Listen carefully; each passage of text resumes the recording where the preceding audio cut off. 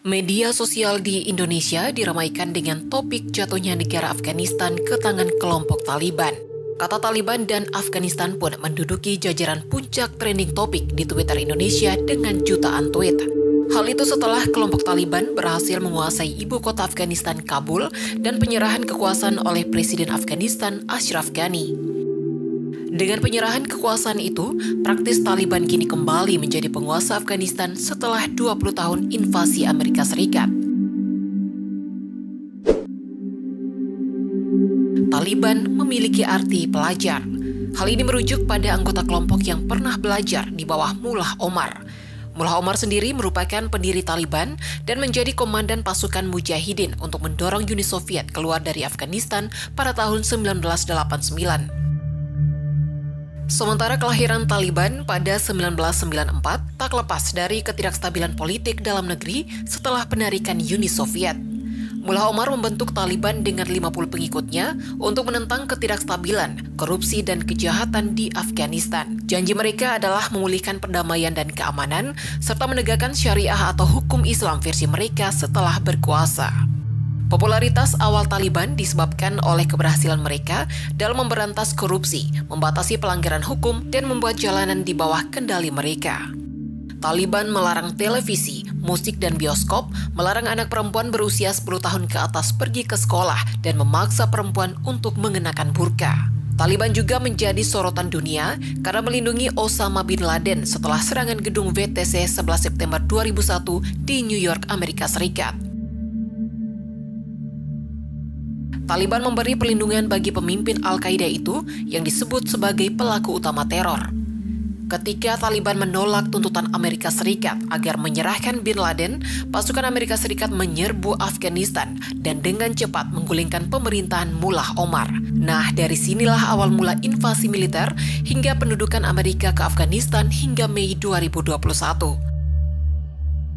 Amerika Serikat hengkang dari sana setelah Presiden Joe Biden mengumumkan penarikan pasukan Amerika Serikat. Sayangnya, penarikan pasukan Amerika Serikat ini bukannya melahirkan resolusi damai. Dengan berhasil dikuasainya kota Kabul, ibu kota Afghanistan, oleh kelompok Taliban, justru memulai babak baru percaturan kekuasaan. Hal itu dipicu oleh dukungan Cina sebagai rival Amerika Serikat dalam upaya pendudukan Kabul oleh Taliban. Muncul sinyalemen Cina ada di balik kemenangan milisi Taliban di Afghanistan setelah kelompok ini gencar melakukan serangan besar-besaran di sejumlah kota besar di Afghanistan. Informasi intelijen Barat menyebutkan Cina membantu Taliban secara diam-diam. Lalu, apa untungnya bagi Cina dengan mendukung Taliban? Cina sebenarnya telah lama khawatir tentang Afghanistan. Afghanistan bisa menjadi pijakan bagi separatis minoritas Uighur di wilayah perbatasan sensitif di Provinsi Xinjiang. Untuk diketahui, suku Uighur merupakan salah satu suku minoritas yang ada di Cina dan penduduknya rata-rata beragama Islam. Secara budaya, suku ini lebih dekat dengan bangsa Turki daripada mayoritas bangsa Han.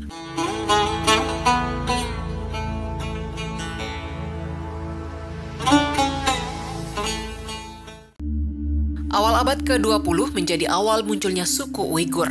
Mereka lalu mendeklarasikan kemerdekaan dengan nama Turkestan Timur. Dari situ, warga Uighur dicap punya kecenderungan memberontak oleh petinggi di Beijing, Cina. Pemerintah Cina juga menaruh rasa curiga pada suku Uighur. Mereka dianggap ingin melepaskan diri dari Republik Rakyat Cina. Ditambah lagi muncul isu diskriminasi dari lembaga Human Rights Watch yang mengatakan lebih dari 10 juta suku Uighur dipersulit untuk membuat paspor. Inilah yang membuat warga dari suku Uighur sulit ke luar negeri. Petugas imigrasi mewajibkan mereka menyerahkan puluhan dokumen serta wawancara untuk memeriksa ideologi politik mereka. Jadi, masalah Cina dengan Muslim Uighur sebenarnya lebih ke persoalan separatisme karena mereka minta untuk merdeka. Di sisi lain, Cina bersikap sangat represif terhadap gerakan semacam itu. Kembali ke Taliban, Cina akhirnya menemukan celah untuk menyelesaikan masalah separatisme di Uighur. Sayangnya, langkah Cina ini bukan menyelesaikan persoalan. Dengan bermain mata dengan kelompok Taliban, Cina sebenarnya ingin menerapkan strategi cuci tangan. Hal itu diperjelas dengan delegasi tingkat tinggi Taliban bertemu dengan Menteri Luar Negeri Cina, Wang Yi di Tianjin akhir Juli lalu. Taliban menjanjikan Afghanistan tidak akan digunakan sebagai basis bagi militer manapun, termasuk separatis minoritas Uighur. Sebagai gantinya, China menawarkan dukungan ekonomi dan investasi untuk rekonstruksi Afghanistan. Tak hanya itu, sebagai imbalan setelah dipasok uang untuk membeli senjata, sumber barat meyakini pemberontak akan menjauh dari Uighur yang sempat mereka dekati. Selain Uighur, sumber intelijen meyakini China mengharapkan sumber daya mineral dan jalur perdagangan lewat Afghanistan. Langkah ini tentu berbeda dengan strategi Amerika yang lebih memilih pendekatan militer di Afghanistan. Pendekatan China adalah melalui dukungan ekonomi seperti menciptakan jalan, menciptakan infrastruktur, dan memastikan setiap orang memiliki pekerjaan. Bagi China, jika semua warga Afghanistan pergi bekerja jam 9 pagi dan pulang jam 6 sore, mereka tidak punya waktu untuk memikirkan terorisme. Halo teman-teman, jangan lupa untuk pencet tombol subscribe-nya. Melalui channel ini, kamu akan mendapatkan banyak sekali informasi menarik yang dapat menambah wawasan kamu. Ilmupedia.id akan menyajikan beragam ulasan pilihan berupa topik yang sedang hangat, peristiwa unik, berita, review buku atau film, dan tips-tips jitu yang dapat membantu kamu merayakan kehidupan.